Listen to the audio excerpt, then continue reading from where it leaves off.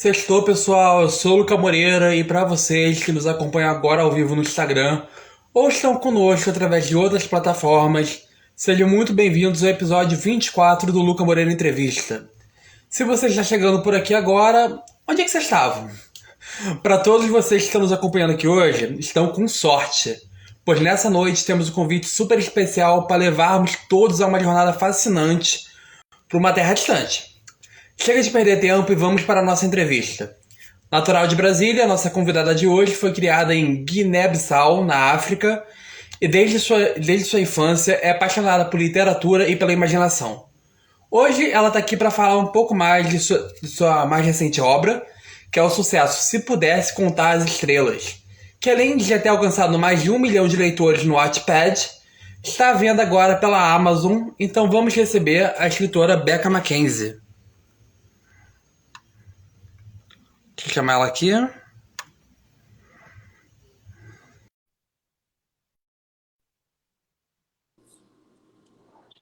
Oiê, Oi, Beca, tudo bem? tudo bom? Obrigado por ter vindo. Uma honra ter você aqui comigo no programa. Obrigada pelo convite. Eu que fiquei honrada. Vamos nessa, então. Bom, primeiramente, depois de você ter visto muito conteúdo seu sobre a sua obra, eu queria perguntar, o que atraiu para construir esse universo alternativo baseado em Peter Wende, do autor J. M. Barrie? Você se lembra de quais foram as primeiras ideias para o livro? Sim, a ideia do livro surgiu em 2015, em uma linda tarde de verão. Eu estava preparando um lanchinho, inocentemente, quando surgiu aqueles primeiros estalos e eu sentia que aquele insight era de uma história. Eu costumo Aham, dizer que escritores, a gente sabe, a gente tem um monte de pensamentos assim durante o dia, né? Igual pessoas normais. Só que sim. alguns, eles são de histórias. E os autores, Uhum, eles sabem identificar quando aquela ideia é uma história. E sim. geralmente a gente também consegue identificar se aquela ideia ela é muito legal, muito boa, se ela é promissora, ou se ela, tipo, vai entrar na gaveta e vai ficar ali por um tempo. E desde o primeiro insight, eu sentia que Se Pudesse Contar as Estrelas era uma história muito forte. Uhum. E a ideia de conectar com o mundo de Peter Pan surgiu nesse mesmo dia que eu tive a ideia, porque eu sabia que seria uma história com todos os personagens a princípio seriam de pessoas que nunca nasceram no planeta Terra, e na hora Aham. nunca fosse a Terra Peraí que dos que travou um nunca pouquinho. nasceram. Opa. Peraí, travou. A gente parou do na hora, que deu pra ver. Ah, tá. Então, na hora que. Pera, eu não lembro na hora do que. Eu tava Manda falando. um outro estalo aí, por favor. Eu tava falando. Quando. Então, quando eu tive essa ideia, eu pensei, bom, por que não conectar com Peter Pan? Porque se. E transformar a terra do nunca na terra dos que nunca nasceram. Então, foi desde o princípio essa conexão. Você já tinha esse nome já? Se pudesse contar as estrelas, ou ele foi vindo depois, Ele porque já veio estava em depois. andamento? Ele veio depois. O primeiro Ele- título era Do Outro Lado da Lua. Só que quando a gente pesquisava no Google, tinha umas teorias da conspiração sobre o lado obscuro da Lua. Aí eu falei, ah, cara, não vai dar certo. Então não, Daí, vamos evitar polêmica, vamos deixar ela ler. e assim, não é um terror, né? Porque geralmente esse do outro Aham. lado da Lua é coisa relacionada a terror e tal. Então eu não queria que fosse por esse lado. E aí eu pensei muito tempo até achar esse título. Mas é aquilo, se vocês acham que eu li o livro, se vocês acham que vocês estão indo lá ver um remake de Peter Pan, não é bem assim não. Exatamente. Não É, é um remake. não é remake. Bom, sem dar muito spoiler da história, a protagonista Alison, ela passa por uma experiência de um afogamento, né? O livro já começa assim, né? E acaba por sofrer uma perda de memória, o que faz com que o enredo consiga seguir a partir desse ponto. Como funcionou a construção dessa narrativa da história e quais foram as inspirações para sua personagem? Olha, não é spoiler porque tá logo no comecinho do livro, mas a personagem, ela acha, né, que ela esqueceu as coisas, que ela não se lembra que... Mas, na verdade, eles dizem pra ela, né, depois que ela é resgatada, eles dizem pra ela que, na verdade, ela não tem um passado. Então, ela não esqueceu as coisas, ela simplesmente não tem nada para lembrar.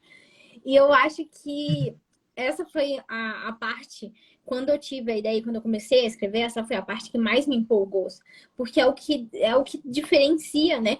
A gente tem várias histórias de pessoas que perdem a memória e aí elas têm que lidar com um monte de coisa. E eu amo esse tropo. Só que dessa vez Sim. ela não esqueceu. Então, essa foi uma das coisas mais legais. E de inspiração, eu posso dizer Peter Pan, de longe, foi a minha maior inspiração. Inclusive, eu tô com o livro aqui. Eu li ele todinho, grifei, pesquisei. Eu pesquisei sobre o autor também, né, de Jamie Barry. E aí foi a minha principal inspiração. Bom, mas aí você já era fã do Peter Pan, você já era fã desse conto?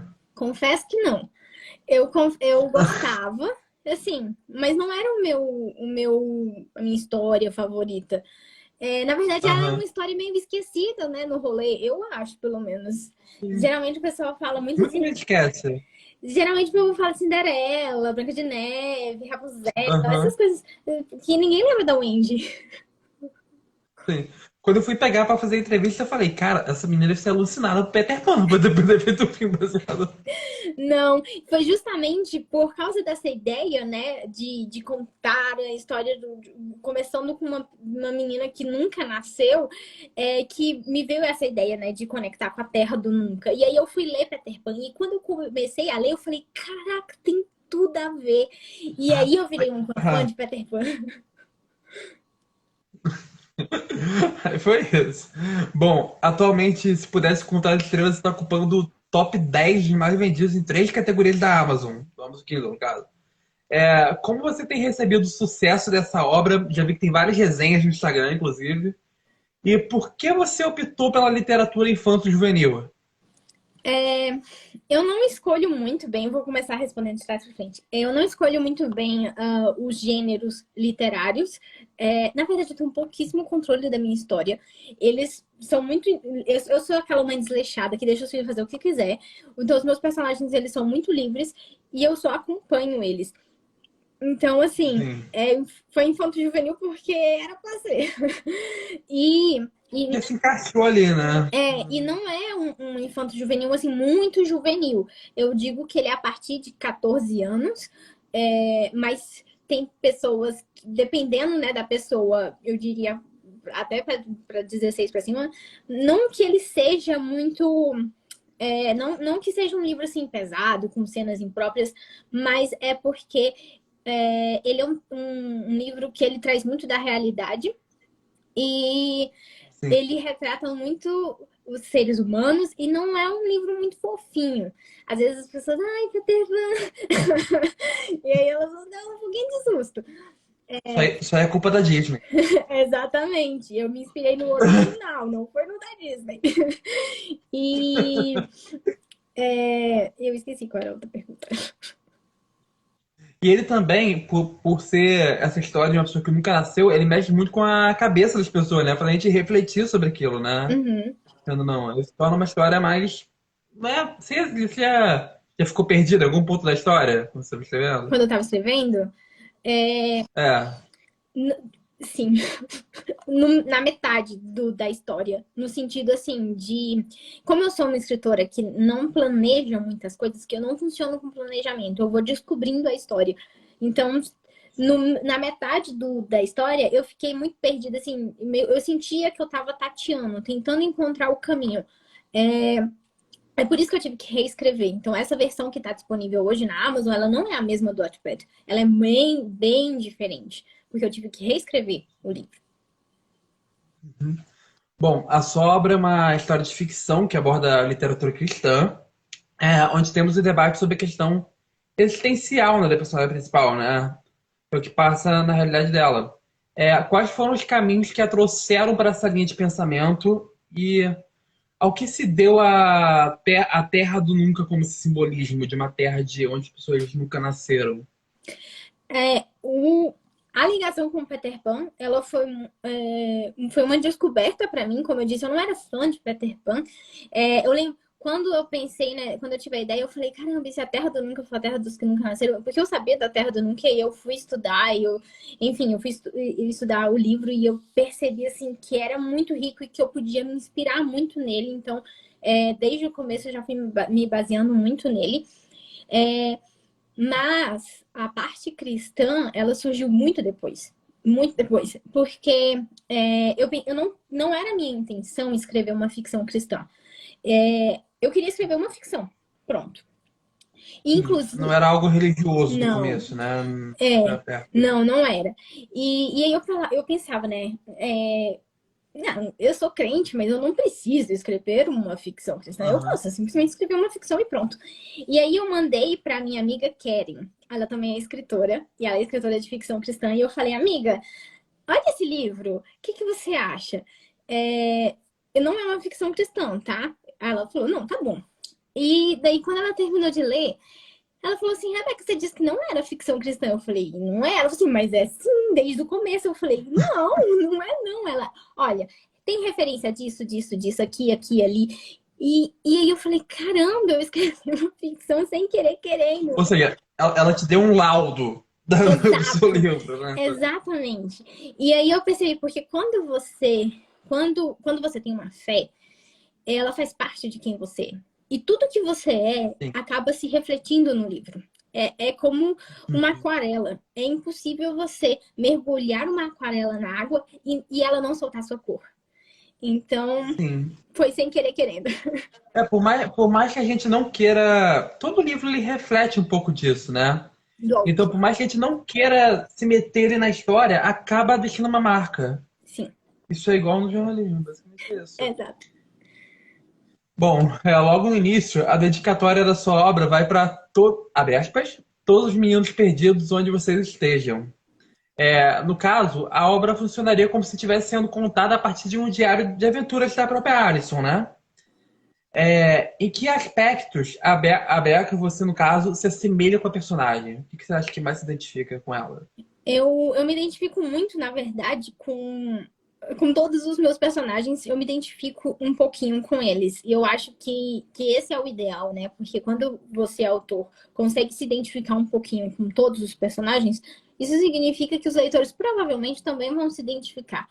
E eu emprestei algumas coisas minhas para Alison. Então, eu não saberia dizer, porque assim, é muito assim, sutil. Por exemplo, uma vez morei num apartamento que o número do apartamento era 305, só um exemplo. Aí eu coloco que, tipo, a Alison morou em uma casa 305. São pequenas. São os easter eggs ali, misturados. Exatamente. Exatamente. E um pouquinho. Mas eu sei que o que eu mais emprestei para Alison foi essa minha vida nômade. Porque desde muito cedo, eu tô sempre me mudando de lá pra cá. E a Alison também. Não porque a Alison quer isso e porque. Não, é o sistema, né, da Terra do Nunca funciona com mudanças. E sempre forçando a criança perdida, né, a se tornar cada vez mais independente. Isso tem muito do original. Eu peguei do original, né? No em Peter Pan, a Terra do Nunca, ela é inóspita e as crianças são independentes. E elas estão ali sem pai e sem mãe. Então eu peguei um pouco disso. Você uma experiência de sobrevivência, Exato, nesse caso. exatamente. Inclusive tem uma frase no livro que fala, né, que na Terra do Nunca ser forte não era uma opção, era a nossa única escolha. Então, e assim, Se vira. exato. E na minha parte, na verdade, na minha vida não teve esse negócio de se vira, mas teve muito de mudanças. Então, esse sentimento que a Alison tem em relação às mudanças, eu emprestei um pouquinho pra ela. Sim, a sua vida também foi assim, falando um pouco da sua vida, também foi assim, desde que você nasceu na África, né? Não, Seus pais, né? eu nasci aqui em Brasília. Não? Perdão. Você nasceu aí, Isso. mas você se mudou pra lá, já foi pra vários lugares. Uhum. A sua vida também foi assim? Sim, a minha As vida mudanças? de mudanças para lá e para cá, no Brasil, lá em Guiné-Bissau, porque os meus pais são missionários, então desde muito cedo sempre foi com mudanças. Apesar de ser uma história baseada em Peter Pan, o seu conto consegue nos trazer uma mistura que mescla o tradicionalismo da época, que já é conhecida da obra original, com alguns traços de modernidade, né, que a gente tem hoje. Tais como os garotos armados, né, que elas tinham, não sei qual arma você está se referindo, mas também tinha. E a carroça, que assim como o Cocheiro, eu adorei essa fala, que ele diz que se arrepende de não ter se aposentado. Como foi realizar essa junção do que era do tradicional daquela época com o que a gente tem hoje? Para mim foi muito legal. E o que eu mais gosto, né, se pudesse contar as estrelas, é o tanto que tem de fantasia, também tem de realidade. Então, é uma história assim muito fantástica e ao mesmo tempo muito real e que você consegue ver sombras do nosso mundo na Terra do Nunca. A gente, Uhum. assim, eu gosto muito disso porque é uma forma de trazer um pouco da fantasia para a nossa realidade e da nossa realidade para a fantasia. E eu achei muito legal que você comentou isso, porque eu não faço apenas referências óbvias a Peter Pan, tem muitas referências óbvias, Aham. mas tem umas referências muito sutis e que só quem lê o original vai perceber. Então, por exemplo, na época em que Peter Pan foi escrito, era 1900 e carochinha, era uma época extremamente machista, e a gente Sim. percebe isso pela Wendy ser a única menina na Terra do Nunca e ela tá ali para exclusivamente cumprir o papel de mãe. Então ela tá ali, ela vai pra Terra do Nunca, ela tá numa terra mágica. E enquanto os irmãos dela estão vivendo aventuras, ela tá na casa que eles construíram, costurando meias e fazendo comidinha pros meninos quando eles voltarem pra casa. Então, eu coloquei um pouco desse machismo da época na história, mas como uma crítica. Então, eu faço muito isso. A Pego. Wendy praticamente virou Girl Power. Exato. Mas até fora do original, se você for ver no filme, também mostra esses indícios da época também. Uhum, Da própria animação da Disney mostra isso. uhum. Infelizmente, na juventude atual, já é evidenciado por várias pesquisas que cada vez mais os jovens estão consumindo menos literatura, né? Seja pelos fatores de incentivo ou costume, preguiça, tempo, vários fatores. E até mesmo a falta de interesse em si. Como autora, como fica a sua opinião em relação a esse fenômeno? E quais atitudes que tanto a escola como as famílias, todo mundo está envolvido, poderia tomar para melhorar esse cenário? Olha, eu adorei essa pergunta. Eu acho que, na verdade, os jovens, eles leem mais do que os adultos, é a minha opinião. Porque eu lembro que Bom, senhora. quando eu. É engraçado a gente falar, os jovens estão lendo poucos. E a senhora, quantos livros já leu esse ano? Então, assim, eu acho que os jovens, eles leem mais do que os adultos, porque eu acho que tá ali na alma do jovem. E se você olhar o TikTok e o tanto de livro infanto-juvenil que é vendido, o AIE, então assim, eu acho que a galera jovem lê mais do que os adultos, mas talvez eles estejam lendo menos. E eu acredito que isso é devido a dois fatores.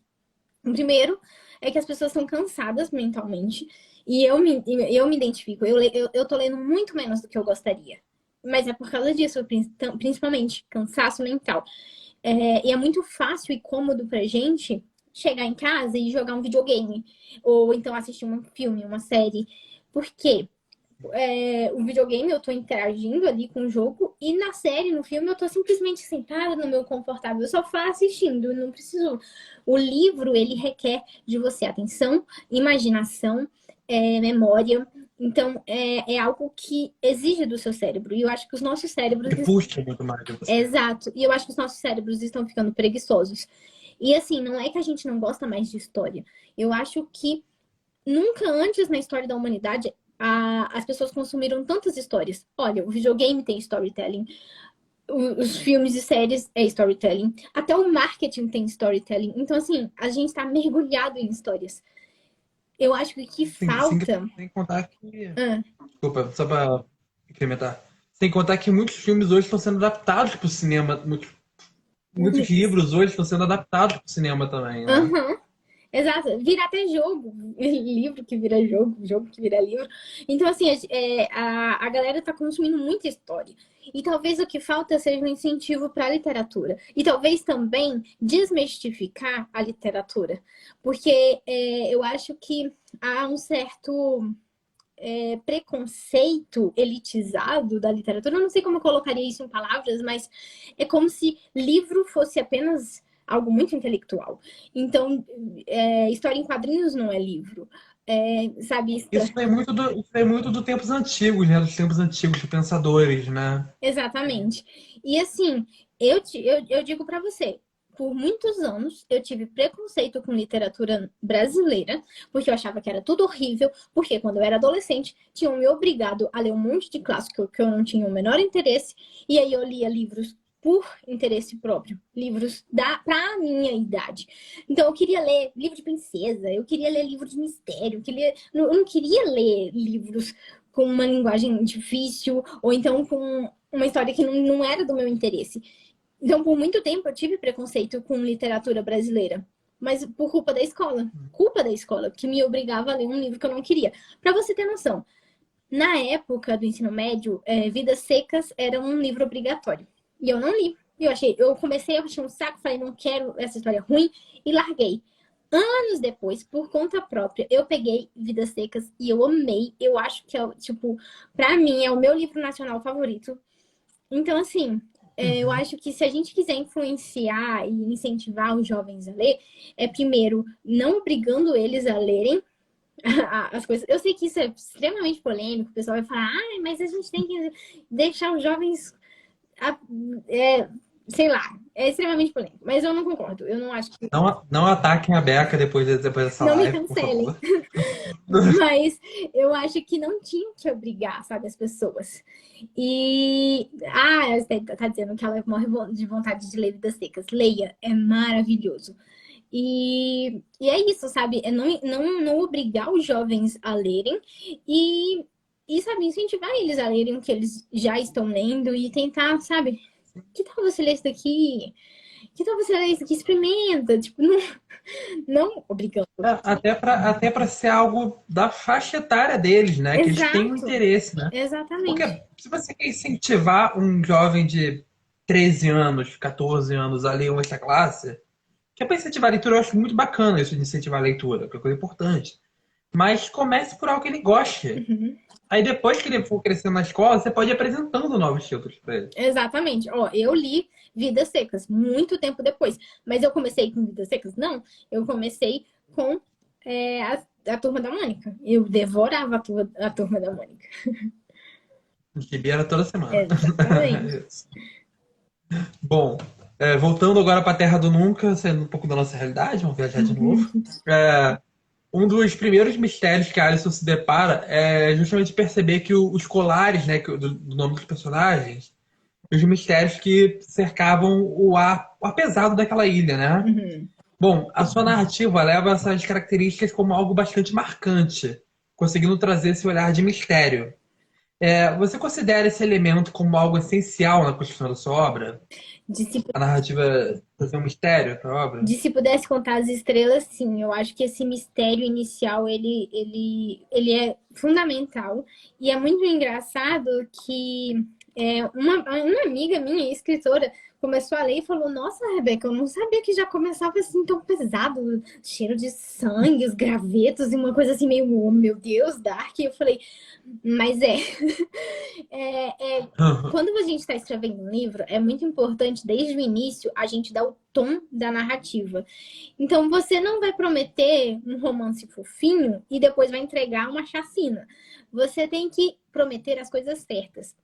Então, como a Alison começa criança, a gente tem aí por um bom tempo, acho que é a primeira uma terça parte do livro, ainda é uma coisa assim, um clima gostoso, uma coisa meio mágica e tal. Tem os seus momentos, tipo, mas é mais magiquinho e fofinho. Só que o livro... É mais disfarçado, né? Exato. Só que o livro não é assim. Então, se eu começasse desse jeito, ia ser uma mudança muito, meu Deus, o que aconteceu aqui? Mas, então, desde o começo, eu começo a colocar esse tom levemente sombrio, já prenunciando o que vai vir depois. Isso acaba preparando o seu público também para não ter um choque, né? Uhum. Ele vai pensando também, tendo curiosidade sobre o que está acontecendo ali. Eu digo para os meus leitores que o tom da narrativa tá antes da pessoa começar a ler, já tá na capa. O livro não tem uma capa preta à toa. Sim. Cara, a capa é linda desse livro. Recomendo para todo mundo ver também. Eu me apaixonei. Bom, em seu canal no YouTube, você relatou que a escrita da obra foi iniciada em 2015, como você falou, Uhum. e durante o processo foi apresentado elementos que ajudaram na construção do projeto, né? Tais como a linha do tempo, a Bíblia da história, né, que você fala. A respeito desse conteúdo disponibilizado no seu canal, como é para você hoje conseguir ver a obra toda concluída e quais são as suas estratégias para conseguir manter o foco para levar a narrativa até o fim? Olha, gente, se teve uma coisa que eu aprendi quando Se Pudesse Contar as Estrelas, é que quando você coloca o ponto final de uma história, o seu trabalho só começou. Então, pelo menos quando você é escritor jardineiro, aí é que isso é verdade mesmo. Então, hoje, por exemplo, eu parei, eu estava escrevendo a continuação de Se Pudesse Contar as Estrelas. Eu já estava, eu cheguei a escrever umas 60 mil palavras da continuação e aí eu travei, eu entrei em um bloqueio criativo, eu falei, meu Deus, tá tudo ruim. E hoje, com a maturidade que eu adquiri escrevendo esse livro, 7 anos de processo, eu descobri que a escrita, ela pode ser muito mais leve se a gente entender as etapas. Então, a primeira etapa é escrever o livro. Você não precisa escrever um livro bom, você só precisa terminar ele. Quando você termina de Aham. escrever o livro, aí o trabalho pesado começa, que é transformar ele em um livro bom. Então você Entendi. então você vai trabalhar a construção do mundo, a construção dos personagens, você vai afinar tudo isso, você vai lapidar a sua escrita e você vai deixar ele. Cada processo desse você vai filtrando a sua escrita, né? O Isso, roteiro, certo? você vai preparando ela. Então, por exemplo, hoje eu tô muito mais calma e até calma e ansiosa, né? Redundante, aliás, é contraditório, mas eu tô calma em relação ao processo que eu vou começar de novo, né? Escrever a continuação, mas ao mesmo tempo ansiosa, tipo, empolgada para fazer isso, porque agora eu entendo que cada etapa tem o seu porquê. Então, primeiro, se eu pudesse dar um conselho, né, para quem está querendo escrever um livro, é respeita cada etapa, sabe? Então, na escrita, se divirta. Se divirta muito, sabe? Se joga na escrita. Porque depois você vai sofrer. A gente sofre, né, em Já todas as etapas, dizem, já mas. dizem aquilo, que a pressa é inimiga da perfeição, né? Na literatura também é assim, né? Deixa eu Uhum, ver. exatamente. Bom, para os que ainda não leram o seu livro, com quais expectativas os futuros leitores podem iniciar a leitura e o que podemos esperar de Se Pudesse Contar as Estrelas, para esses que estão indo conhecer o livro agora? Qual a expectativa que eles podem ter da leitura? Ah, gente, se vocês gostam da fantasia que não tem aquele herói escolhido e que é todo poderoso e que vai salvar o mundo, mas que é protagonizado por seres humanos, cheios de falhas, cheios de qualidades, tipo, muito parecidos com você, esse é o seu tipo de livro. Porque é exatamente isso. É uma história que ela tem ela não tem romance, né? Se eu falar que tem romance, meus leitores vão me apedrejar. Não tem romance, mas tem o início de um romance, tem uma promessa de romance, bem devagarzinho. Os personagens são construídos ao longo de muitos capítulos, então, assim, tem uma construção muito massa. O mundo, ele vai se desenrolando na sua frente, então, e ao mesmo tempo que tem cenas, assim, de aquecer o coração e deixar sorrindo, tem umas cenas de você se debulhar em lágrimas e tem muitas lições de vida e muitas emoções. É um livro assim que isso me acompanha desde muito tempo. Os meus leitores, eles falam que a minha escrita, ela faz você sentir o que o personagem está sentindo. Então, pode esperar isso, um livro que vai te emocionar bastante e que vai te surpreender. Isso que você falou é bem interessante, é que os personagens são humanos de verdade, né? Não é uma. Isso foge do padrão, né, de muitos livros, né? Que Uhum, são as que você falou, da história do super-herói, que tem um cara que é o mocinho. Não, você vai conhecendo os acertos e erros, não dessa forma, mas os prós e os contras de cada personagem, né? uhum, Basicamente isso, né? sim. Uma curiosidade da sua carreira como autora agora é a de que a história, se pudesse contar as estrelas, teve seu início escrito através da plataforma do Wattpad, Uhum, que é uma plataforma bastante usada por escritores iniciantes e também profissionais, se não me engano, né? Tem muita uhum. gente lá na comunidade e que funciona como uma rede social de compartilhamento de histórias. Como essa experiência na plataforma te ajudou a montar essa obra? Ah, assim, não existiria se pudesse contar as estrelas se não fosse pelos leitores do Wattpad, porque foi o comentário da galera que estava me acompanhando, foi saber que tinha muita gente que se importava com aquela história e que queria saber o final, que me incentivou a chegar até o fim. Então, é isso, não existiria o livro se não fosse pelos leitores do Wattpad. Obrigado, pessoal. Bom, em um dos seus vídeos você demonstra ter bastante crítica também ao seu trabalho, relatando que uma das suas dicas é a de não ficar relendo os últimos capítulos, para que você não desanime, né, criticando, tentando encontrar erros em sua própria história, né? Bom, em consideração a sua obra que já está concluída, pelo menos o primeiro livro, né, a gente não sabe da continuação, ele que você já deu brecha aí. Existe algo que hoje você faria diferente ou alguma outra linha que você pensaria para sua história? Não, porque tudo que eu queria mudar eu mudei. Eu mudei muito. Como eu falei, a versão que eu publiquei hoje na Amazon, ela não é a mesma do Wattpad. Então, eu mudei muita coisa. Eu mudei tudo que eu queria mudar. E foi bastante coisa. E o que eu ia dizer? Ai, meu Deus, eu me perdi. Mas hoje, por exemplo, eu continuo com essa mentalidade de não reler aquilo que você escreveu. Inclusive, eu estava escrevendo a continuação, né, de Se Pudesse Contar as Estrelas, e depois eu parei. E aí eu entrei enfim, entrei no processo de publicar de novo. Eu nem lembro quando foi a última vez que eu abri o arquivo da continuação. Quando eu voltar a escrever mês que vem, que eu já estou me planejando para voltar a escrever mês que vem, eu não vou reler nada do que eu escrevi. Eu que lute para descobrir em que parte que eu parei. Mas eu não pretendo voltar e reler o que eu escrevi para entrar até no clima da história. Geralmente eu fazia isso. Não vou fazer, porque eu sei que tem muita coisa ali que eu não gosto, que eu já quero mudar. Mas não é o momento. Então, é aquilo que eu falei. A gente tem que aprender a respeitar os nossos momentos, as etapas da escrita. Então, nessa etapa, eu só vou escrever. Então, eu vou seguir. Sabe, sei lá, imagina aquele gif da pessoa andando, tem bomba explodindo, tem gato miando, o mundo tá caindo e a pessoa tá, tipo, O mundo andando. tá acabando e ela tá serena. E ela tá ali, continuando, andando. Eu vou ser esse gif. Esse vai ser o meu gif. Escrevendo. Porque depois é que vem o processo de fato, ler o que você escreveu com toda a crítica do mundo pra trabalhar e transformar a história. Sim, porque a história em si, ela fica na sua cabeça, né? Você Uhum, vive aquela história, né? sim. É basicamente isso.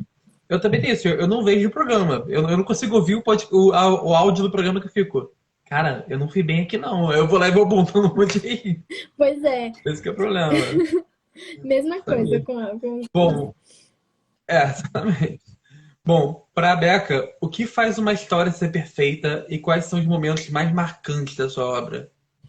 Eu acho que a história ideal é aquela que te envolve e que te marca. Talvez você não vai lembrar de todos os capítulos, de tudo que aconteceu, mas sempre vai ter alguma coisa que vai te marcar. E eu tenho leitores, por exemplo, que falam: Nossa, eu nunca esqueci daquela cena que acontece isso, isso e isso. E eles falam, tipo, eles lembram vividamente, como se fosse um filme, como se fosse com eles, entendeu? Eu acho que essa é a história ideal, é aquela que te marca e te deixa memórias. Sim. E o mais importante é isso. É isso, bom.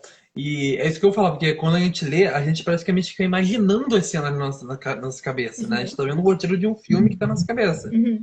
E é exatamente isso que é a nossa próxima pergunta, que além de se tornar memorável para os leitores, de fazer viajar por vários mundos em cada página, a literatura acaba por aprofundar ainda mais a nossa submersão no mundo que o autor nos apresenta. Uhum. Mas também costuma nos provocar a refletir sobre mensagens que aquela história nos traz. Qual é o principal legado que você deseja deixar com sua obra? Eu não sei como é que eu vou responder isso sem dar spoiler. Mas falando de um Tá bom, jeito, se você não leu, pula para a próxima pergunta que eu não sei qual é o minuto.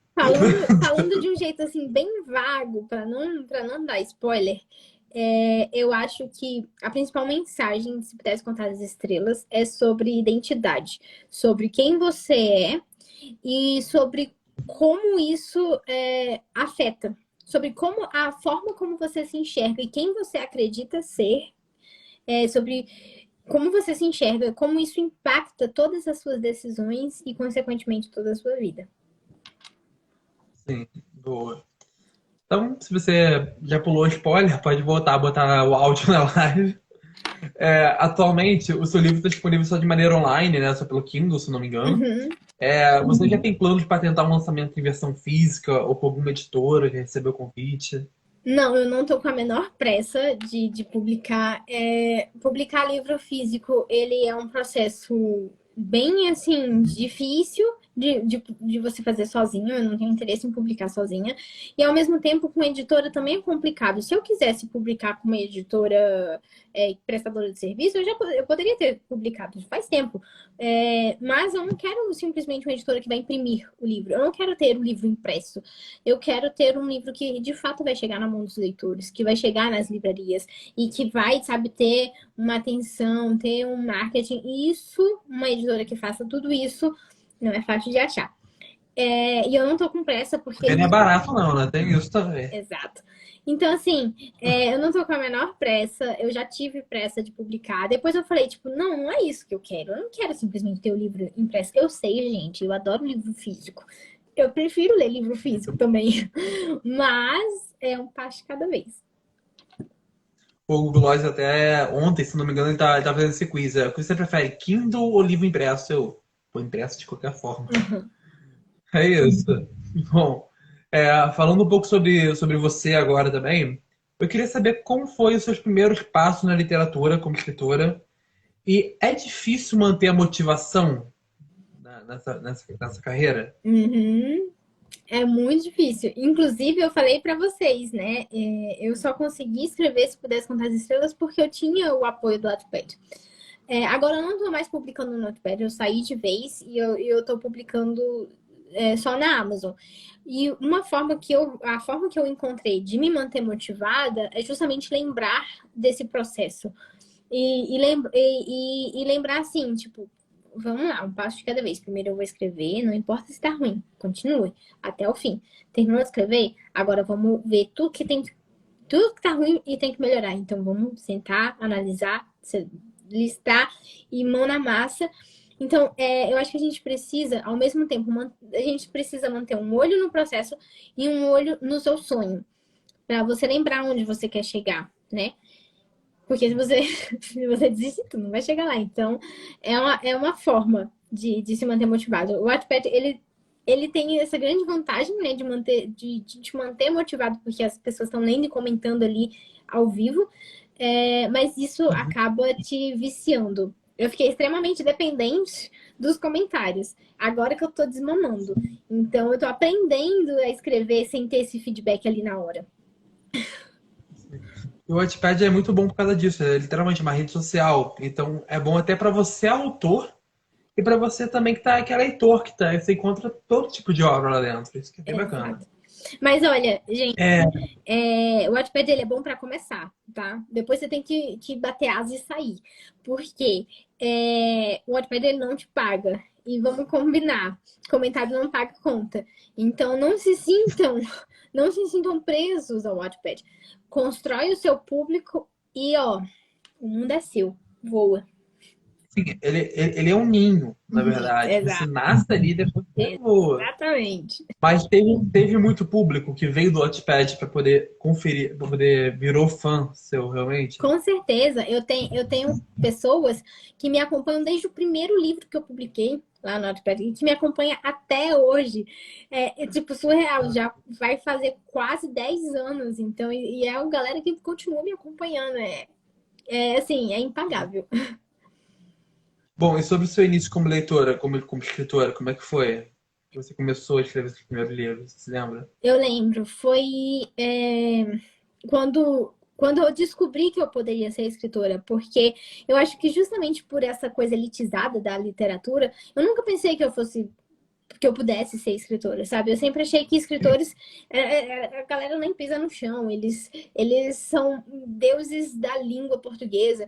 Então, assim, eu nunca imaginei que eu pudesse ser autora. Então, quando eu descobri que eu poderia tentar e que a gente evolui com o tempo, que escritor é ser humano, é gente como a gente, assim, eles erram, eles acertam, eles detestam o próprio livro também, muitas vezes. E eles vão melhorando com o tempo. E o livro que você lê não é o livro que saiu da cabeça do escritor, porque tem todo um conjunto de pessoas trabalhando naquela história. Então, assim, quando eu descobri tudo isso, eu Sim. falei, cara, eu posso ser escritora. Então foi assim que começou, sabe? Quando eu descobri que eu podia ser, eu agarrei isso com unhas e dentes. Eu falei, então é isso, eu vou tentar até o fim. Você aprende que você não precisa passar em Harvard primeiro para depois começar a escrever um livro. Você pode sair dali e começar a fazer. Exato. É isso. Bom, durante uma live que você realizou com o seu público também no YouTube, se não me engano, um dos assuntos mais comentados foi sobre um bloqueio criativo que você teve acompanhado durante 6 meses, né, se não me engano. Uhum. Como foi passar por esse período e quais foram as principais táticas para quebrá-lo? Olha, quando eu tive a ideia em 2015, eu tive a ideia em 2015 e a versão final eu publiquei em 2022. Então foram 7 anos de processo de trabalho. E eu acho que só demorou tudo isso porque eu era uma escritora amadora que precisou amadurecer. E eu amadureci, e eu aprendi muito nesse processo. E para vencer o bloqueio criativo, eu descobri que você simplesmente senta na cadeira e começa a escrever. Primeiro você vai escrever com o seu sangue, porque tipo, você não tá conseguindo. Depois vai ser com as lágrimas e depois Você vai vai falar, ser com a você não tinta. quer escrever, mas. Né? Exato. Vai com sangue, depois vai com as lágrimas e aí, então chega a tinta e o negócio flui. Então, você precisa insistir. E eu espero, olha só, o primeiro livro levou 7 anos para ser escrito. O segundo livro não vai levar 7 anos, eu prometo. Então, é isso, sabe? É você insistir, persistir e ir até o fim. Porque quanto mais livros você escreve, mais maturidade você adquire, mais autoconhecimento você adquire também. E isso te prepara para escrever os próximos com mais leveza. Eu fui pensar numa coisa que você falou que você foi para a Amazon por causa do financeiro também, né? Porque lá é melhor para te dar apoio também financeiro, né? Aí eu fiquei pensando que, pô, tem que escrever que tem aquela conta de luz pra pagar. Exato. Tem- Eu inclusive, demorei para Nada entrar. inspirador, mas é uma das pontas. Não, e gente, a gente precisa. Muitos escritores, eles precisam quebrar essa ideia de que, tipo, ai, não posso vender minha arte. Pode, deve. A arte não é de graça. O artista tem que viver, pelo amor de Deus. E é assim que ela é vista também, Uhum, né? Que ela pode ser conhecida assim também. exato. É aquele negócio, é como se o Da Vinci fosse pintar a Mona Lisa e fosse guardar só no quarto dele. Ninguém ia conhecer. É basicamente isso. Exato. Bom, para terminarmos, eu gostaria de encerrar com a seguinte reflexão. A gente começou a live com essa pergunta, com esse tema, a gente vai terminar agora com ele.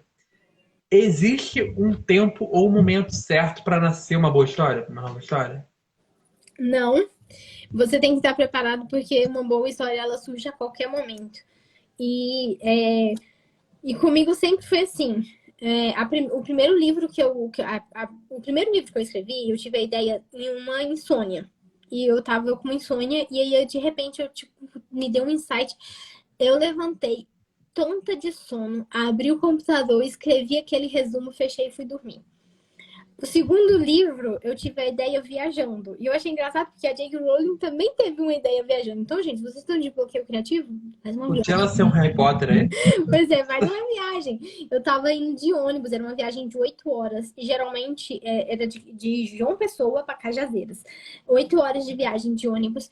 Geralmente eu tomo um Dramin e, ó, vou dormindo. Porque eu Não tem paciência. eu enjoo em viagem assim de carro, de ônibus, eu passo muito mal. Só que dessa vez eu tinha esquecido de comprar o Dramin. Aí eu falei, meu Deus, eu vou passar 8 horas aqui. Aí veio uma ideia de livro. E foi Aí saiu, eu falei, foi as 8 horas mais válidas da minha vida. exatamente, foi muito legal. E esse Se Pudesse Contar as Estrelas surgiu quando eu tava preparando um lanche. Então, assim, boas histórias, elas surgem a qualquer momento. Isso aí. Bom, pessoal, chegamos ao fim de mais uma entrevista. Beca, te agradeço muito por ter aceitado o nosso convite, por esse papo gostoso, tá bom? Muito obrigado por estar aqui com a gente. Muito obrigada a você, foi muito divertido. Bom, a respeito do livro, o Se Pudesse Contar as Estrelas, onde é que a gente consegue encontrar atualmente? É só na Amazon? Como é que a gente encontra o livro? Isso, hoje ele está disponível apenas na Amazon. Vocês podem comprar ou ler de graça pelo Kindle Unlimited. Isso aí. Bom, a respeito do seu trabalho também, para quem quiser conhecer você mesmo, onde é que a gente encontra? É só aqui no Instagram, tem YouTube também. Tem Instagram, Twitter. Eu quase não posto nada no Twitter, eu só posto reclamação. Todo mundo. E TikTok. E nas 3 redes sociais é o mesmo @, Becca Mackenzie, Becca com C. Então foi isso, pessoal. Muito obrigado, Beca. E lembrando sempre, se você perdeu alguma parte da entrevista ou quer revê-la, tem também nosso podcast, o Luca Moreira Entrevista, no Spotify, Amazon Music e Google Podcast. Beijão. Até a próxima, Beca. Obrigada. Tchau.